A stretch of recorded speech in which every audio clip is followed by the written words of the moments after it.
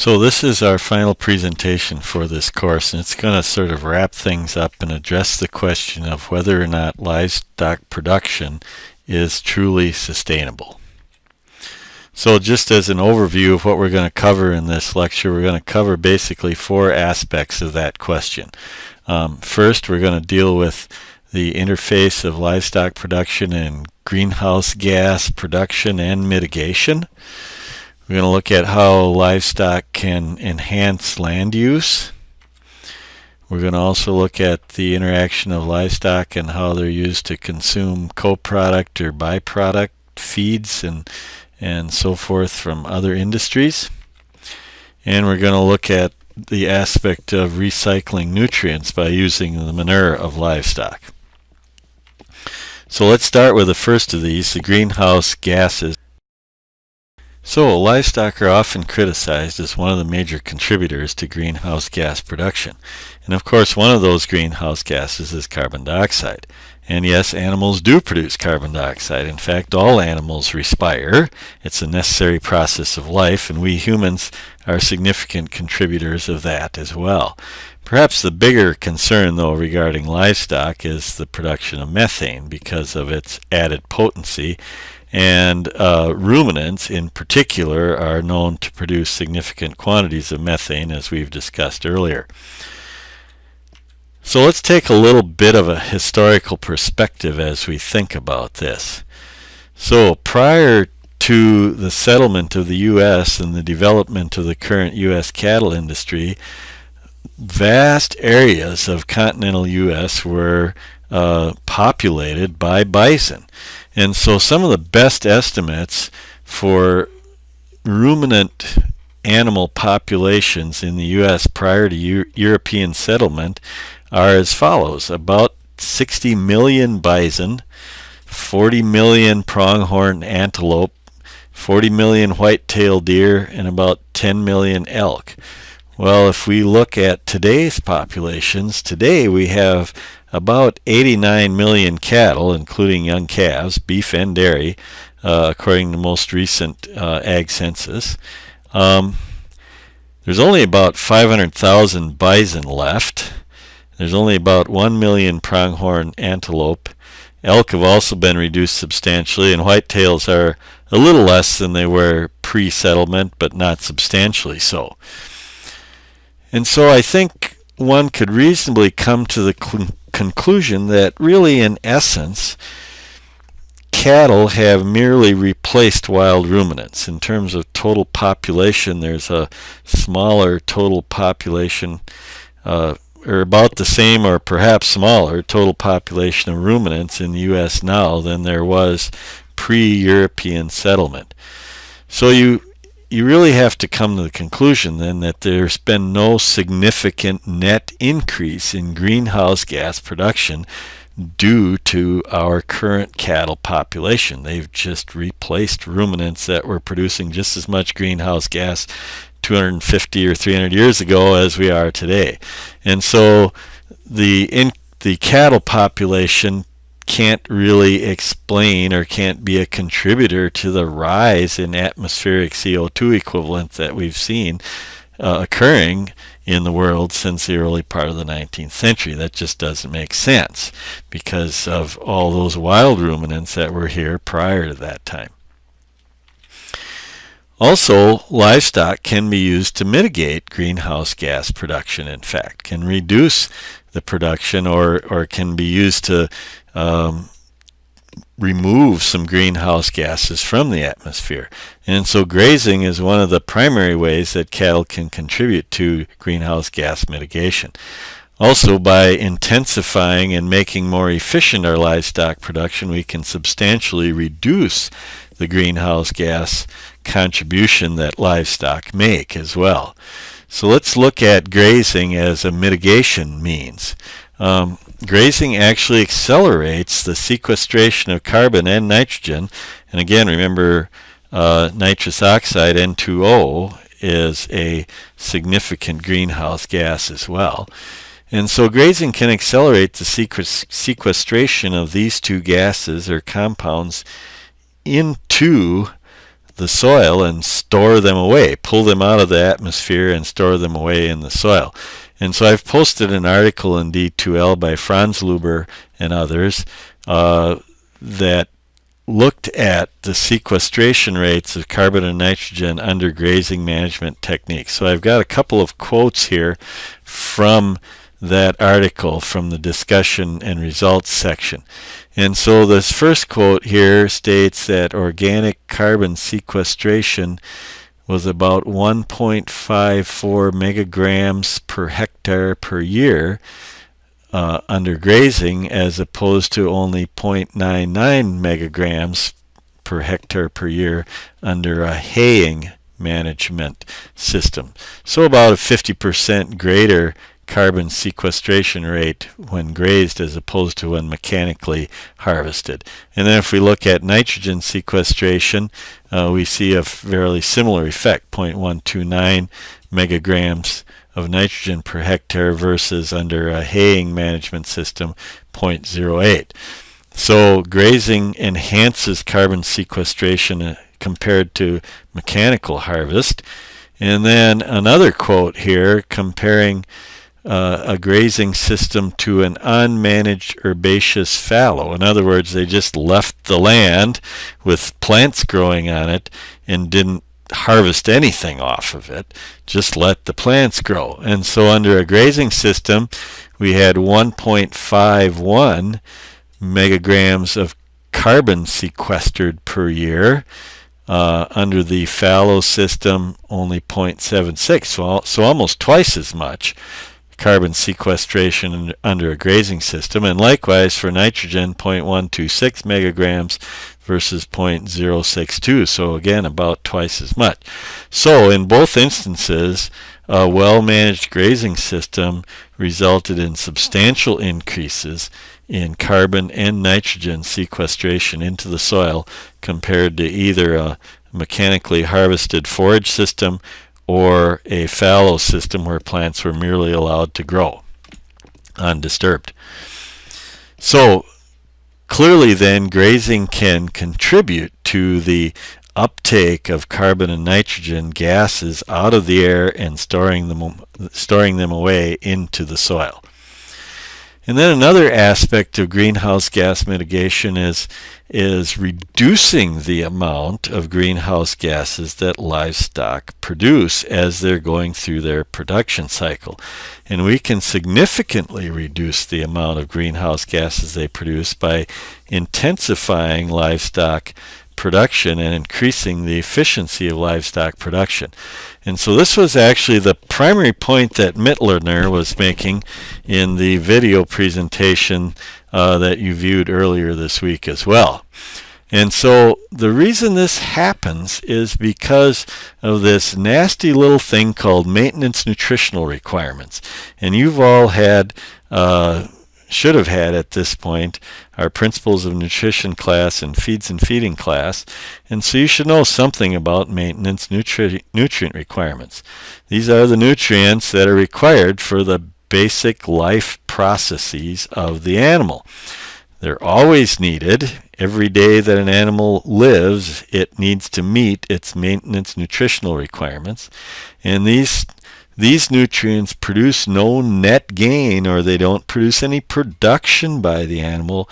They just are required to keep it alive. So let's just take a really simple example. 1,000-pound cattle.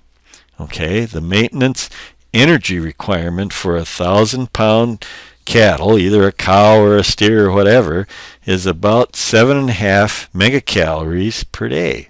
So just to put that in perspective, it takes only about 7.8 megacalories per day to produce an average daily gain of 3.3 pounds. So a steer in a feedlot gaining 3.3 pounds, half its energy intake every day, essentially, half its energy intake is for maintenance, and the other half is for growing. So supposing we have slower growing animals. slow enough, in fact, that they take a whole extra year to reach market. Now that may seem extreme, but in fact it's not, because that is unfortunately typical of many smaller grass-fed operations in the United States. There's significant room for improvement in efficiency of production in many of our grass-fed operations. And unfortunately, in much of the world, most of the developing world, it's also true that their livestock take at least an extra year to reach market weight, for example, compared to what we would do in the US or Western Europe. So in that extra year of just being here, each animal requires an extra 2,740 megacals of energy, feed energy intake. And so it's going to be producing CO2 and methane from that. Well, that's enough extra energy for 1,158 pounds of gain. That's another whole animal that could have been produced from that feed if we had had more efficient production methods. Okay? So that slow growth, that extra year of growth, results in greenhouse gas production of 4 to 8 times what you would get from a more intensive system. 4 to 8 times more greenhouse gases produced per unit of product produced. And so if you go back and rewatch the Mittliner video, the last 5 minutes or so, if you start at the 27.5 minute point, he makes these points as well, very similar to what I've just made here. Another way that livestock interface with sustainability is how they impact land use. And so let's think about that a little bit. What is the available resource? So I have here a map from the Food and Agriculture Organization of the UN showing the best uses and potential uses for land around the world. So I want to actually draw your attention to 3 of the different colors here. I've highlighted 2 of them, this dark green and this sort of purplish color, and in addition there is this lighter green color. So the dark green, which you see there's a lot of here in the US, the Corn Belt right here, is highly productive land, suitable for row crop production, pasture production, and forest. And that depends which you would do, depends on the slope and the soil type and some other things within that general green area, but that's highly productive land in this dark green area. You see there's a lot of this in Western Europe, Eastern Europe, another big swath of it here in Eastern China. These are the most productive areas of the world. These lighter green areas, like this big area in South America and Southern Africa, are land that could be used for crops if it was improved. If the fertility was improved some and management techniques were improved and perhaps in some cases a bit of irrigation and some of those kinds of things. So that's potential crop production area that right now here in Brazil, for example, is being extensively developed and coming into play in the world market.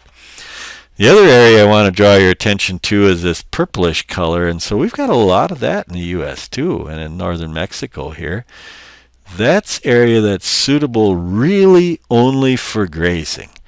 It's not very suitable for grain production or food production largely because it tends to be too dry. So we've got a big strip of that here in Africa. We've got substantial quantities in Eastern Europe and Western Asia, and then in Central and South Central Asia, and another substantial strip here in Australia. Also a bit here in South America. So land that's suitable for grazing probably shouldn't be used for anything else, although in some cases it is. So we've got that purple color should really only be used for grazing. That's quite a bit of the total usable land on the Earth's surface. And then we've got that really good stuff in the dark green, but it turns out that a substantial portion of that is really best used for grazing as well. And so, in fact, many estimates would say that as much as 2/3 of that dark green color area should be used for grazing, and only about 1/3 is really well suited for row crop and vegetable production. So you can see that here in Wisconsin. All you got to do is look around a little bit, right? We've got some really good land in Wisconsin. It's relatively little slope, deep, dark, heavy soils, and in some parts of the state more than in others. Really good for row crop or vegetable production. But then we have acres and acres and acres of land that's got probably too much slope, shouldn't be tilled, at least not routinely, best suited for forage production, and whether that's mechanically harvested or grazing, but at least certainly forage production. And so we're probably using too much of that land now for row crop production in particular, more than we should be. And so as you go across the entire Midwest and into the northeast of the U.S., you see that same kind of terrain where you've got land that's probably too hilly to really be farmed routinely for row crops or grain crops, where you have to till, and should be in forage production for the bulk of the time. So there's a high proportion of the total usable land in the world that is best suited for forage production and therefore livestock production. So there's a very significant opportunity then for livestock to produce human consumable food off of land that really either has no other good use, such as the Great Plains of the U.S., or that shouldn't be used for other uses, such as much of the land in the Midwest and the eastern U.S. Okay, another aspect, a third aspect of livestock and sustainability is the use of byproducts. We produce massive tonnages of byproduct feeds in the developed world every year. So just for a straight up example, in biofuel processing in the United States, we produced 34 million metric tons last year of corn distillers grains. Essentially all of that was eaten by livestock. But there's all kinds of other examples as well. So in human food processing, wheat flour milling, for example, pretty close to 7 million metric tons of wheat bran and mids, mostly all eaten by livestock. Corn sweeteners, high fructose corn syrup, produced 200 million metric tons of corn gluten feed and corn gluten meal last year, mostly eaten by livestock. And then we could go on. Human food processing, vegetable processing. We have all sorts of byproducts: sweet corn silage, pea vines, bean vines, potato waste, and there are many more. There's things like bakery waste. There's byproducts from brewing, brewers' grains and malt sprouts. There's byproducts from dairy food manufacturers, such as dried whey or non-fat dried milk powder, primarily used for livestock feed. There's byproducts from the meat industry, meat and bone meal and blood meal, used for livestock feed for the most part. There's food and industrial oils, big category again. Soybean meal, 40 million metric tons in 2011, okay, of soybean meal. In fact, it's gotten to the point where soybean meal is almost considered the primary product and the oil is the byproduct, although it didn't start that way. And then there's others: cottonseed meal, canola meal, linseed meal, sunflower meal, all come from industrial or food oil industries. And then on top of that, there's crop residues, and probably the most significant of those is corn stover, which can be used as a bedding or as a feed, and used extensively as a feed throughout much of the Midwest. And so this is a big list, but it's not an exhaustive list. There's all kinds of other stuff as well. And so livestock can consume these things, and products that aren't readily consumed by humans because they have too high of a fiber content in many cases, if nothing else, and livestock can turn those things into human edible food. And then finally, our fourth point regarding livestock and sustainability revolves around nutrient recycling. Livestock manure is a valuable resource. It's an excellent source of concentrated plant nutrients, for example. It's a renewable source of those plant nutrients, and it's become substantially more valuable in recent years with the increases that have happened in commercial fertilizers. And so just to give you a quick example again, liquid dairy manure that you can find on any number of farms in this area has a fertility value of about $16 per 1,000 gallons, which is the equivalent of about $133 of value per cow per year from the manure that cow produces. Livestock manure is also a valuable resource in terms of energy generation, and this is a relatively new aspect of, or new use for livestock manure. Again, it's a renewable source for energy generation. So in the year 2010, the most recent one for which we have good data available at this point, there were 157 anaerobic manure digesters in the U.S., producing the equivalent of about 400,000 megawatt hours of electricity per year. That's up from only about 10,000 megawatt hours per year in the year 2000. So that's a 40-fold increase in 10 years. And it turns out that actually Wisconsin is the leading state in electrical generation from anaerobic manure digesters by quite a bit. The leading state in the nation. And so I've also posted in D2L, an EPA report that has this information in it if you care to look at it further. So in summary then, livestock production is sustainable, and I have 7 reasons why it's sustainable. It is not a net contributor to greenhouse gas production if we look over time. Livestock can in fact be used to mitigate greenhouse gas production by grazing and enhancing soil carbon sequestration. And through increasing livestock efficiency, we can reduce the greenhouse gas contributions that they do make per unit product very substantially, I might add. Livestock also provide for substantial amounts of human edible food from land that is not suited for any other type of production. Livestock also utilize all kinds of byproduct feeds and food waste.